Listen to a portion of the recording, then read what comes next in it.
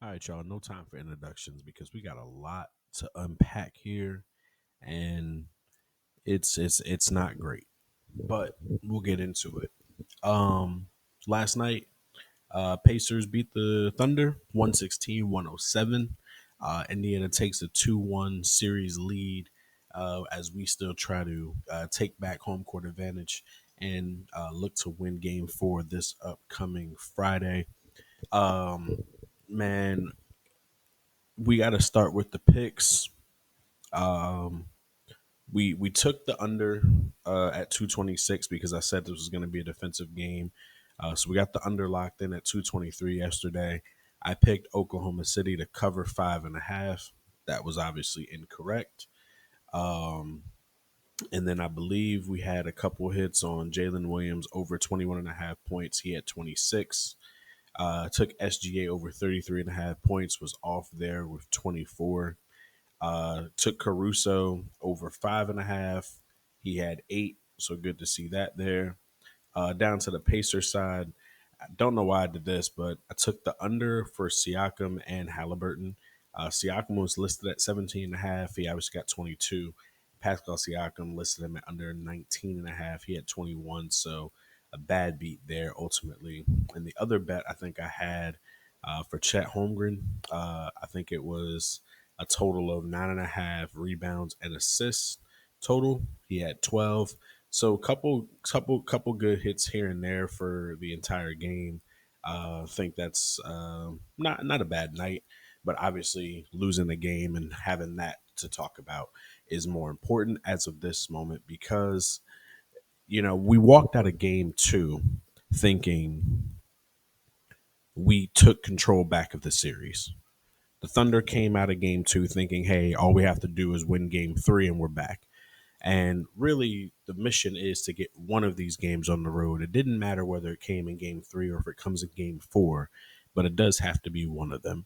I don't see this specific team being able to win three straight games down 3-1, even with the benefit of having game five and game seven at home. I don't see them winning 5, 6, and 7 against Indiana. So they have to win one of these games.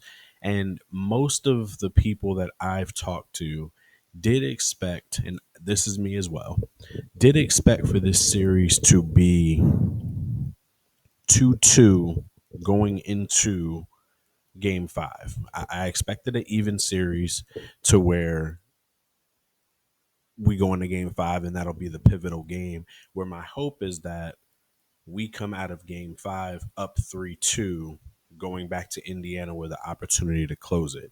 Now, that does have us having to win two straight games. And one of the things I'm going to look at for Mark is to fix the lineups and the adjustments because there are a couple things that I just found out or looked into as I looked at the stats. So, one of the biggest things I have an issue with our coaching last night as I'm replaying the game in my mind.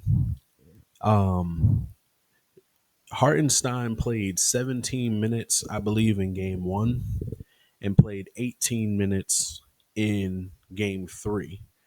He played 22 minutes in game two and we won. So that extra 5 minutes there might have been the difference of him on the floor, which allowed us to, I think, get into that two big man rotation that we had between Chet and between Hartenstein. I think that has been obviously good for us throughout the entire season. So I don't know why we're letting that go. I understand Case and Wallace starting, but this is the same thing I said in game one. I don't get why we're going away from the lineup that has worked for us all season long with Chet, Hartenstein, Dort, Williams, and Shea, and then trusting the bench to do what it is that they have done all season long. I'm not, obviously, he has a bigger basketball brain than I do, but I don't understand why we have Case and Wallace starting when we have that over there. Shea, this is the most minutes I've seen him play in a while. 42 minutes. This is looking very similar to game one, where he was 13 for sorry, 14 for 30 shooting. In this game, he's 9 for 20 with only 24 points. Didn't get to the line as much as he's accustomed to, I believe, also. I mean, there's just a lot of things that looked wrong with us last night, and they said it in the post game interview. They came up higher on the screen and roll, and they were giving Shea. I said this last night I said this last night on X. I said their defense was looking like our defense throughout the entire season, and we can go into so many different plays of it, but we didn't play our level of game last night. TJ McConnell, credit I'll go back and give credit to the Pacers too for a little bit before I get back into talking about OKC. But, Haliburton stepped up and played well. Pascal was aggressive very early in the game and got himself going. And that's one of the things I was afraid of too. But I think TJ McConnell, he ended up getting, was it 4 points off of inbounds? I think he just kind of like went up and then came back, and it's like, all right, I can get it. I can get if you get one, hey, we weren't paying attention, whatever the case is, we just threw it, we didn't realize you were there, and you got a quick layup off of that. I can get that. But the second time, and that bothered me because Caruso was the inbounder, and he is our championship DNA person on the team. He's the only person that has been in this situation before with the Lakers. He's the one that messed up the inbound, which I'm like, man, you are Caruso. You're the person that we're relying on to understand what this looks and feels like for the NBA Finals. And you made the mistake like that. That was kind of when I thought this game might have been out of reach. I mean, Mathurin going off for 27 points is very similar to what Aaron Wiggins did for us in the last game, where you just don't know where it's going to come from, right? You can expect Siakam, you can expect Haliburton to have great games, but Mathurin, if we expect him to do this again with 27 points, I think we're sorely mistaken that this will happen a second time. It may come from someplace else, but I'm not sure that a 27 point performance from Mathurin is coming again. And that's another reason why we had lost the way we did yesterday. Um, he gets the game ball for this game for the Pacers. So credit to the Pacers. They didn't just get a lucky win. They beat us by 9 points. Mathurin played well. McConnell had great defense. And every time he was on the floor, a 12 plus minus makes sense. Every time he was on the floor, he pushed the pace. He became an extremely aggressive defender. He was faster. He was hustling. He played harder. He got those inbounds steals. He was one of the reasons why we won. Why they won. We can expect Haliburton to get 22. We can expect Pascal to get 21, right?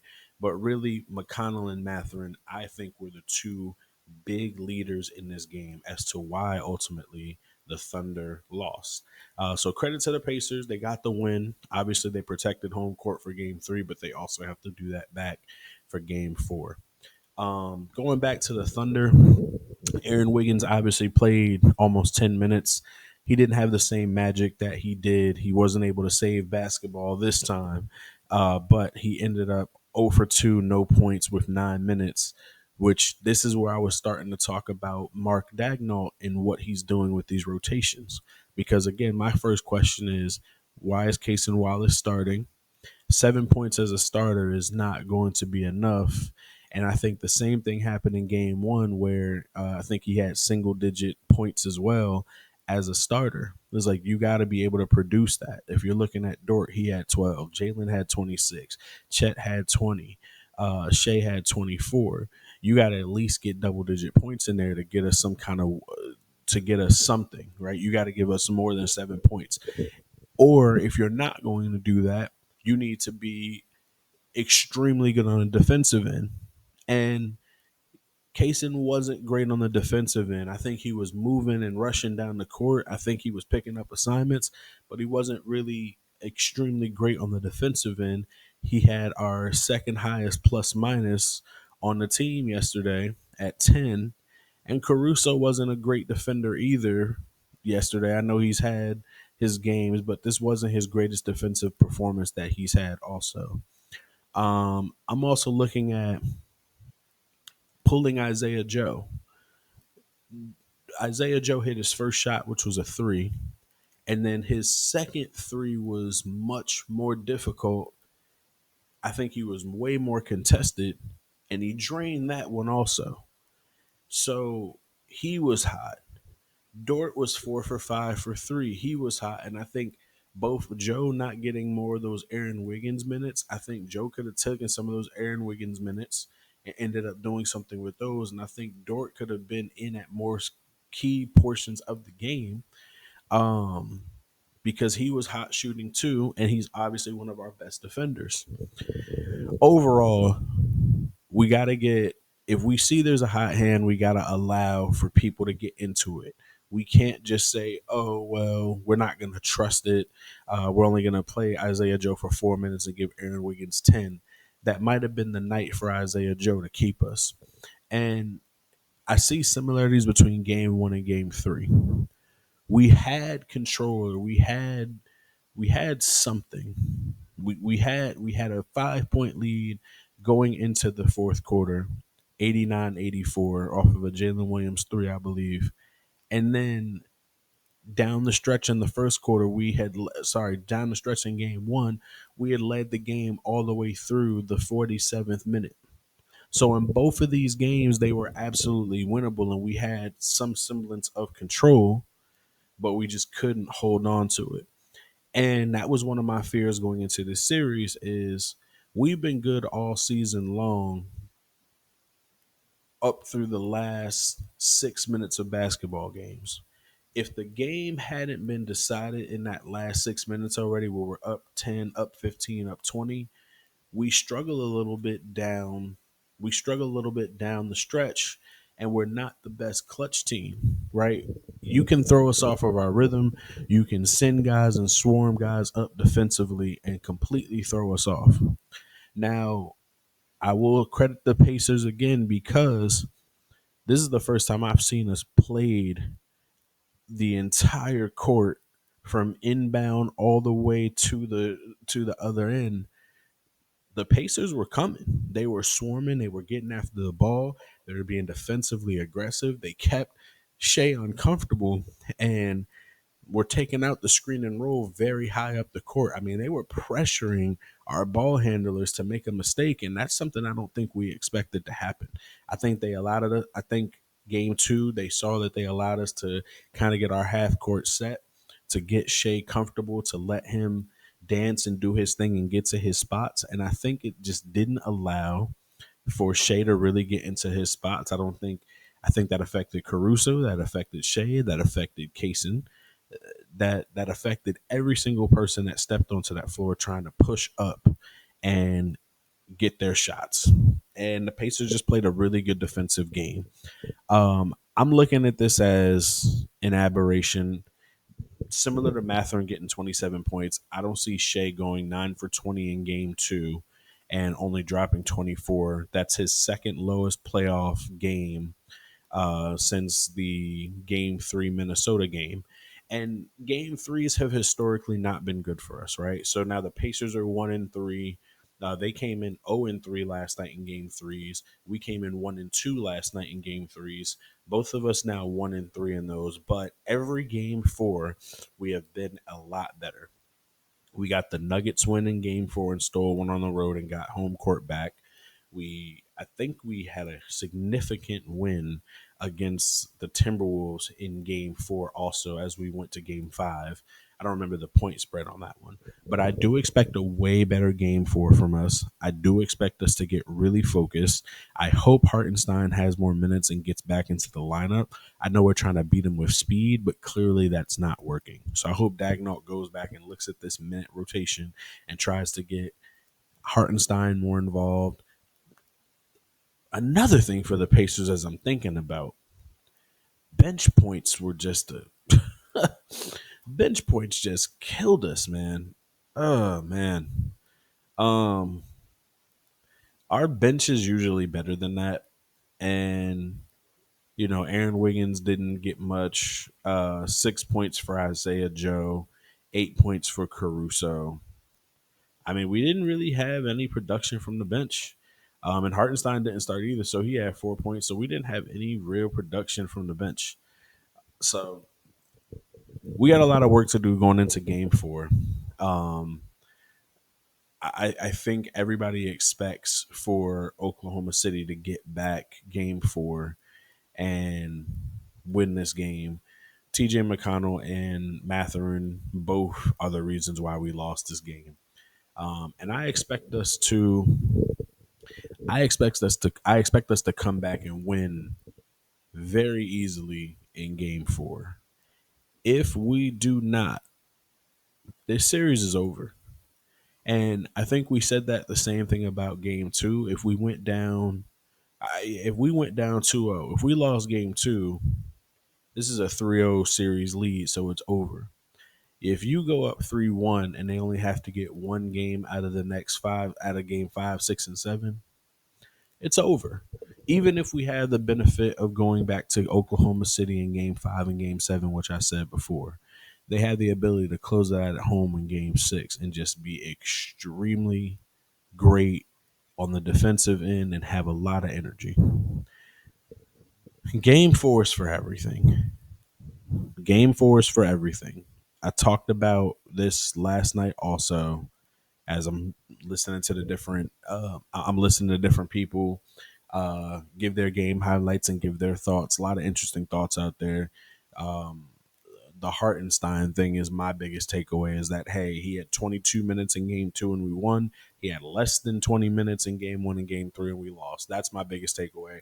That's why we got him. We got Hartenstein to be a sizable big that can move, that can pass, that can facilitate, that can score. We need him on the floor more. And I hope Dagnall takes Case and Wallace out and goes back to Williams, Dort, Shea, Chet, and Hartenstein to start for game 1. He can handle it. I'm not worried about Siakam and Miles Turner that much that I'm going to take our bigs off of the floor. We need him to play. We need them both on the court at the same time. So, game 4 is for everything. We lose game 4, it's a wrap. I'm nervous, y'all, because as much as I want to say this is like the Denver series, which the Denver series, I felt this exact same way. Game 3, I was extremely nervous. We lost. And game 4 was a dogfight. And I didn't know if we were going to come out on the other side of it, but we did. And we needed to. And this could go to 7 games. But man, I'm nervous for the Thunder. Hopefully they can come together and prove me wrong. We'll get back to y'all for some game 4 picks and predictions. So just to recap, Pacers 116, Thunder 107. Y'all see I'm sad about it, man. It's so hard to talk about. You know what? It's easy to talk about this after a win than it is a loss, and I am learning that as I'm starting to do this consistently. Pacers 116, Thunder 107. They take a 2-1 lead. Game 4 is on Wednesday night at Indiana. Thunder will look forward to trying to even the series up at game 4 and get home court advantage back into the series. Leading scorer for the Thunder was Jalen Williams at 26 points. And then we also had the leading scorer, Mathurin, for the Pacers with 27 points. A couple good picks that we talked about earlier in the show. But ultimately, we move on to game 4 and see what we got from there. Like, comment, subscribe if you like anything coming from the channel. Greatly appreciate y'all watching this all the way through. And we'll see y'all as we talk about game 4 later this week as we make our picks and predictions.